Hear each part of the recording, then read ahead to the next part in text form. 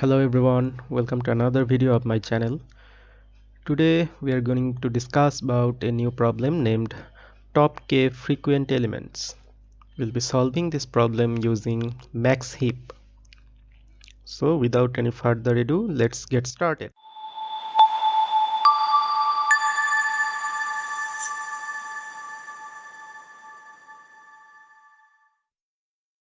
At first, let's see what this problem says. This problem statement is pretty much straightforward and small, very easy to understand. It says that given an integer array nums and an integer k, return the k most frequent elements. You may return the answer in any order. So here you can see that there's an array named nums and another integer named k given. What we will have to do is find out the k number of topmost occurred elements of this array. So if we have a closer look at this nums array, we see that there are 3 ones, 2 twos and 1 threes, and our k is 2. So here in this nums array we will have to find out the top 2 most occurred elements. Here 1 has occurred thrice, which is the most, so we got 1, and 2 has occurred twice, so it is the second most.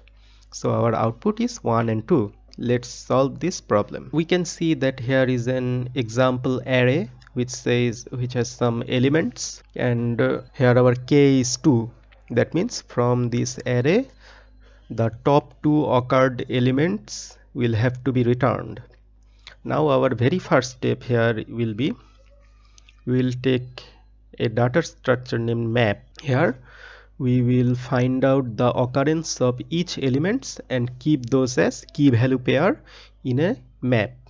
We all know that map is a data structure where we can map the value of each key, and this inserting to a map and retrieving element, that means retrieving value using key, takes constant time.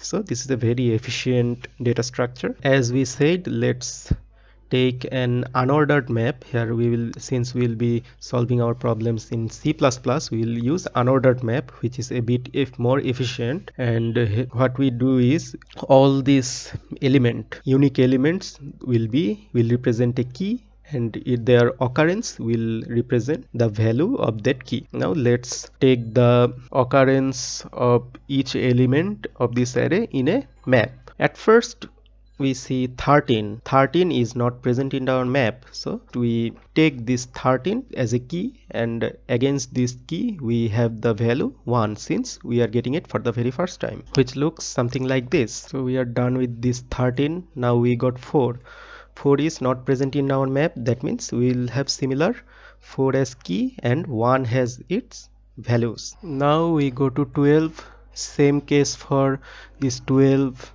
and also 31. Now we have encountered 4. Since 4 is already present as a key in our map, now here the count of 4 will be from 1 to 2. We again got another 4, so the count of 4 will be 2 to 3, like this. Now we again got a new element 52. After that we got 13 is already present in our map, so the value of 13 will be from 1 to 2. Then we again got 4, so the value of 4 now will be 4. Now for the rest of the elements 18, 22 and 25, we are getting it for the very first time, so this will all have value as 1. So this is our map look likes. What we have done is, from this array we have mapped all the element against their occurrence in the array. Now the next step, our next step says we will have to sort each of this pair, because we need to know which element is occurring in what number of times. According to that info, we need to sort this pair, and one of the best way to do is using a priority queue, which will represent a max heap. And we all know that the property of a max heap is that it will insert each element in such a way that the container is sorted in an ascending order, and it will insert each element or push each element in logarithmic time and pop in constant time. So that is a pretty much helpful and good solution for us. Now since we have all these key pair value in a map, what we will be doing is push each pair into our priority queue, which will be basically a max heap. If we define our max heap, it will look like this. Here we are taking a priority queue, which is an STL in C++, and the queue will be of type a pair. That means it will have two values, and both of the values will be of type integer. Now our question is, what will be the first value? The first value will be these values of this map. That means the number of occurrence of each element, and the second values will be this element. That means this key in this map, the element itself. Why we are taking this pair? Because we need to sort these elements based on their number of occurrence.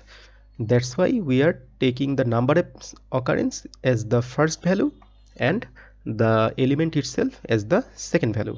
Now let's push each pair to our priority queue. At first we will get this pair. As I have said that while pushing each pair to the priority queue, at first we'll take the value, then the key. So it will look like this. We've pushed the very first pair to our priority queue. Now we go to the second pair. As we have already said that the priority queue will sort while inserting the value by itself. Since 4 is greater than 2, this pair will be placed before this very existing pair. We successfully pushed the first two values to our priority queue. Now if we have a closer look at the rest pairs, we see that all these pairs have the same value. So if we push these values to our priority queue, this will not have much effect. That means this will be pretty much straightforward. So let's push the rest of the values to our priority queue. We have successfully pushed all these pair from the map to our priority queue, and our final priority queue looks like this. Now it's time to go to our final step. Our final step says take the top of max heap k times. Since we will have to find the top k elements from the array, if we pop this priority queue and take the top of this priority queue k times, simply we get our answer, which is pretty straightforward. Now if we pop our priority queue, the first pair we get is this 4 4, and we will only be interested in the second part of each pair because this second part is our element itself, and the first part is simply we used it to calculate or sort elements, which is the occurrence of that element. Now we popped it, we got this pair, and we take the first element to our answer. Say it's a vector. So we pop this priority queue once, and we will have to do it 2 times. So we will have to pop this priority queue and take the top once more. We again pop this. Now this is the top of our priority queue, and the second part of this pair is 13. We add this 13 to our answer. We are done with our third and final step. Now if we have a closer look at this array, we see that in this array 4 has occurred 4 times and 13 has occurred twice. That means these are the top 2 occurring elements of this array. Thus we solved this problem. Now let's solve this problem in a Leetcode. We have written this code based on the technique we discussed. Let's submit it.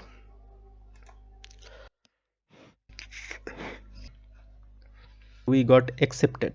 Thank you very much for watching this video. I hope this video was helpful for you to understand this problem. Happy coding, guys.